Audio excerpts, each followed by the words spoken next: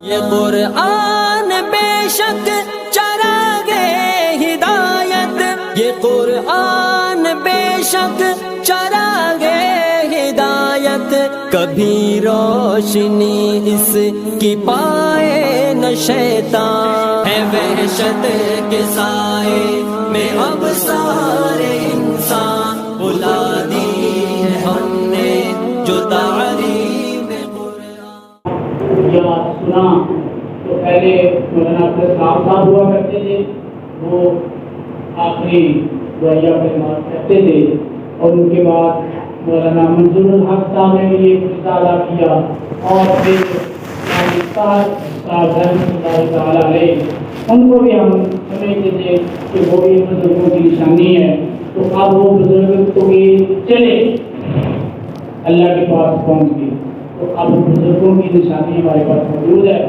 تو میں یہ چاہتا ہوں کہ اپنی باتیں تو دعوت دیتی رہی ہیں، پھر بھی ہمارے محترم بھائی حافظ بھائی مدر صاحب وہ اپنے مخصوص الفاظ چنے ہوئے وہ ہمارے سامنے پیش فرمائے تاکہ ہم ایمان کے اندر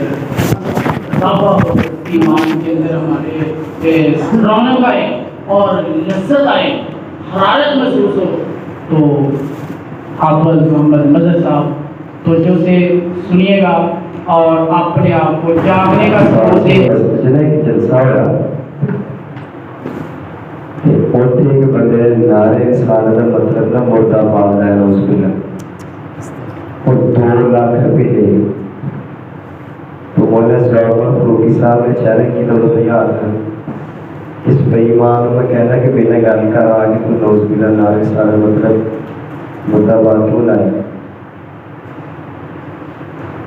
اور اے مسئلہ بھی سمجھ لو کہ نعرے رسالت کا مطلب یا رسول اللہ کیوں کہتے ہیں اور محمد رسول اللہ کیوں کہتے ہیں۔ دیکھو نعرے رسالت کا مطلب اگر تو لو یا رسول اللہ تو رسول کئی آئے تو ایسے پتہ چلے گا کہ ساڑھے نبی کا نام لے رہے ہیں یا کسی اور رسول کا، کسی اور رسول کا نام لے رہے ہیں یا ساڑھے نبی کا نام لے رہے ہیں۔ تو جدو کہا کہ نعرے رسالت محمد رسول اللہ تو پتہ چلے گا کون نے، ساڑھے نبی محمد صلی اللہ علیہ وسلم نے۔ سبحان اللہ۔ دیکھالو دے سائی بھی کہے کہ ساڑھے نبی کا نام آ رہے ہیں، اس واسطے ایسا نام مارنا کہ جس شک و شبہ ہے وہ ٹھیک نہیں، لہذا نعرے رسالت مطلب کی ہے محمد رسول اللہ، بسم و محمد و مسلم اما بعد فاعوذ باللہ من الشیطان الرجیم بسم اللہ الرحمن الرحیم۔ میں ایک اور واقعہ آپ کو سنا دیتا ہوں۔ ایسا کہہ رہے تھے کہ ان پہ سکینہ نازل ہو رہی ہے جب قرآن پڑھا جاتا ہے۔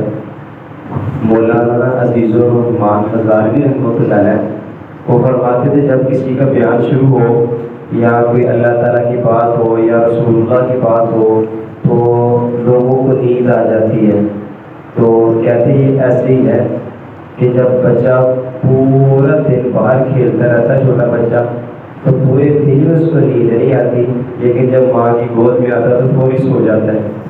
تو یہ مجلس ایسی ہے جیسے ماں کی گود ہے، تو پورا دن کام کرتا رہتا ہے، نیند نہیں آتی، لیکن جب مجلس میں آتا ہے تو نیند آ جاتی ہے۔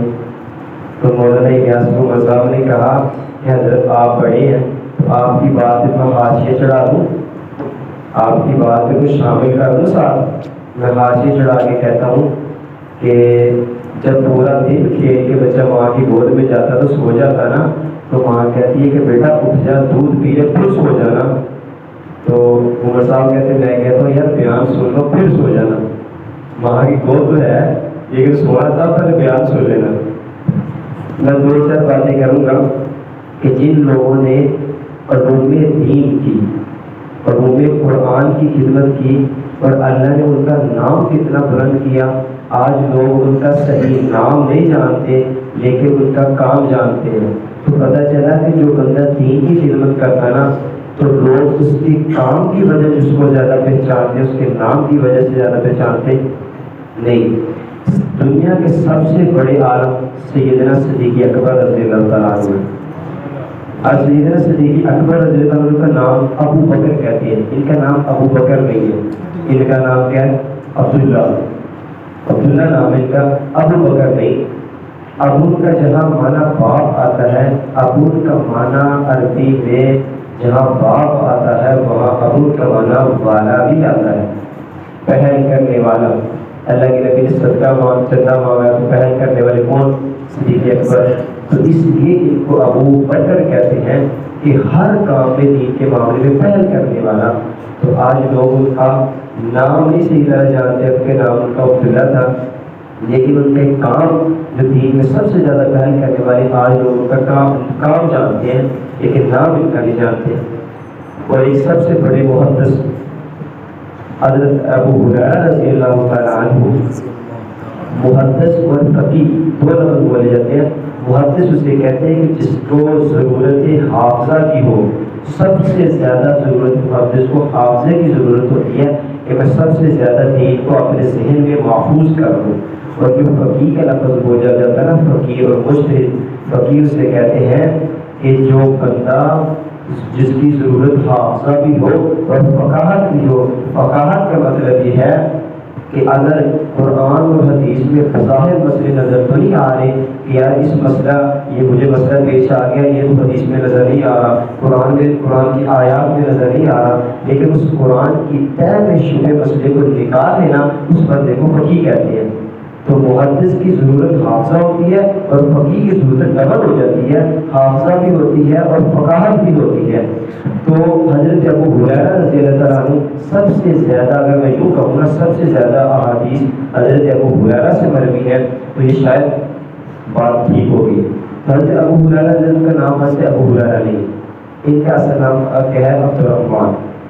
ابو ہریرہ کیا کہتے ہیں؟ بلی کا بچہ تھا ان کے پاس، ہریرہ کہتے ہیں بلی کے بھونگڑے کو، چھوٹے بچے کو، یا اپنی یہ آستین ہے نا اس میں ڈال کے نا پھرتے تھے۔ تو اللہ کے نبی جو مساح ہوئے، اللہ کے نبی نے ایک جو ہے نا ایک خوشی کے موقع پہ کہہ دیا کہ ابو ہریرہ اے بلی کے باپ۔ آج لوگ ان کا نام عبد الرحمن نہیں جانتے۔ یہ ابو ہریرہ کیوں؟ انہوں نے کہا آج کے بعد مجھے عبد الرحمن نہیں، مجھے ابو ہریرہ کہو، اس لیے کہ نبی کی زبان مبارک سے نکلا ہے۔ آج ان کا لوگ نام نہیں جانتے لیکن ان کا جو کام ہے وہ سب سے زیادہ جانتے ہیں۔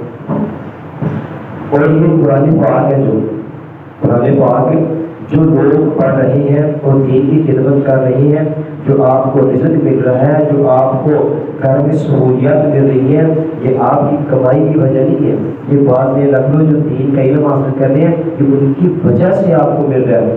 نبی کریم صلی اللہ علیہ وسلم کے پاس ایک صحابی رسول آئے، انہوں نے شکایت کی کہ یا رسول اللہ ہم دو بھائی ہیں اور میرا بھائی آپ کے پاس آتا ہے، وہ پورا دن کام کرتا رہتا ہے، پورا دن دین سیکھتا ہے اور میں ادھر باہر کام کرتا رہتا ہوں، یہ کام کرتا نہیں ہے، کام مجھے سارا کرنا پڑتا ہے، یہ ادھر ویلا بیٹھ کے نا یہ جو ہے آپ کے پاس دین سیکھتا ہے۔ تو اللہ کے نبی صلی اللہ علیہ وسلم نے فرمایا کہ جو آپ کو رزق مل رہا نا یہ آپ کی محنت کی وجہ سے نہیں، یہ اس بندے کی وجہ سے ہے جو دین کا علم حاصل کر رہا ہے۔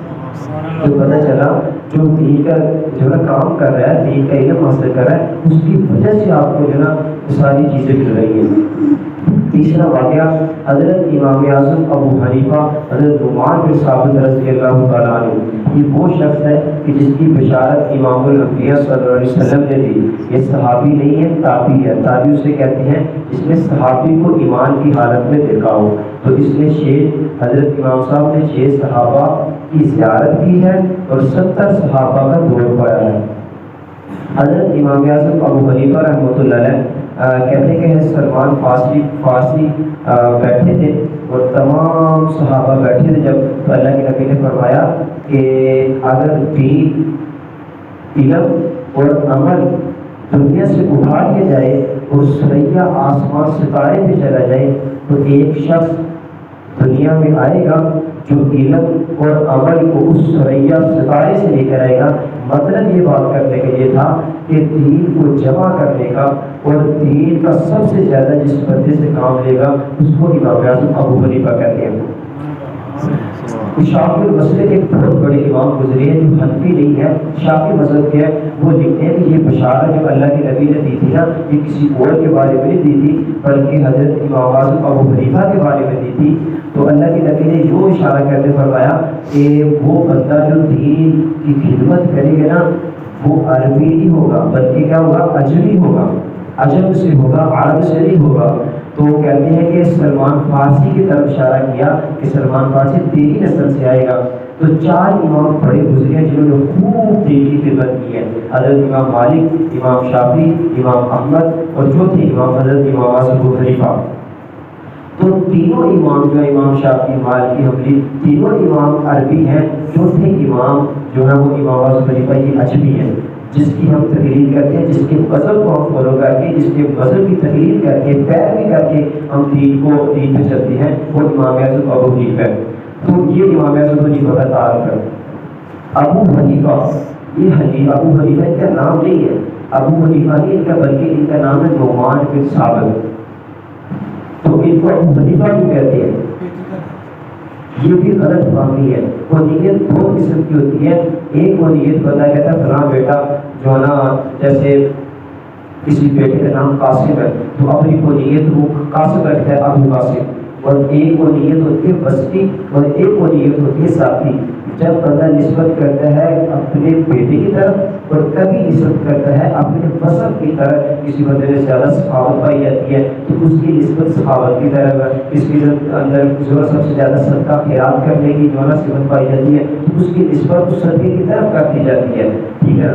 تو یہ ایک ہوتا ہے وصفی نسبت اور ایک ہوتی ہے ذاتی نسبت۔ امام اعظم ابو حنیفہ رحمۃ اللہ علیہ کی کوئی بیٹی نہیں تھی، یہ صرف ملحدین اور ان کے لیے امام اعظم ابو حنیفہ اور ائمہ مجتہد وہ ایک مسئلہ کرتے ہیں کہ امام صاحب کی ایک بیٹی تھی، ان کا نام حنیفہ تھا، تو امام صاحب نے اپنی بیٹی کی نسبت کی طرف ان کو جو نا نسبت کی ہے، تو اس کی وجہ سے وہ نیت ہے۔ حالانکہ امام صاحب کی کوئی بیٹی نہیں تھی، امام صاحب کا صرف ایک بیٹا تھا، حضرت خمار۔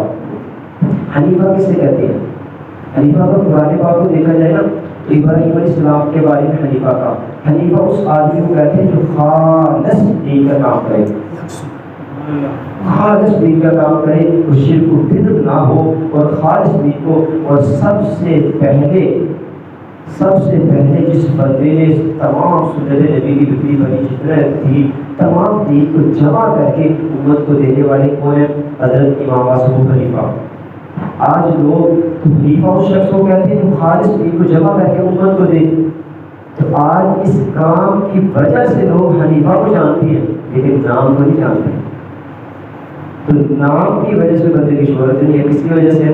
کام کی وجہ سے۔ تو امام صاحب نے دین کا کام اتنا کیا تو امام صاحب کو ابو حنیفہ کہنے لگے، اور نام کو آج لوگ نہیں جانتے۔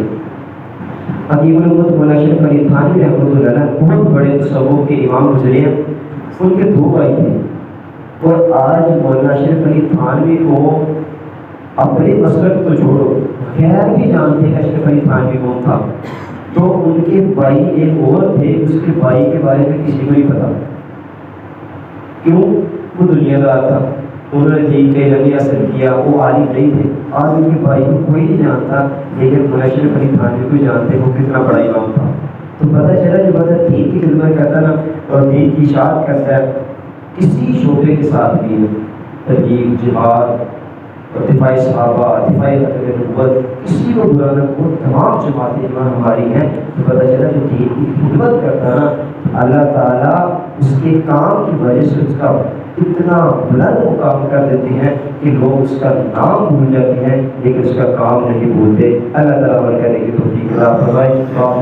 الحمدللہ رب العالمین۔ جرأت کا نام ہے دیوبند والے، عالی مقام ہے دیوبند والے کا نام ہے دیوبند والے، عالی مقام ہے دیوبند والے۔ دنیا میں عام کر گئے کفری طاقتوں کا پہیا جو جام کر گئے، کفری طاقتوں کا پہیا جو جام کر گئے، ان کے غلام ہیں دیوبند والے، عالی مقام ہیں دیوبند والے، ان کے غلام ہیں دیوبند والے، عالی مقام ہیں دیوبند والے۔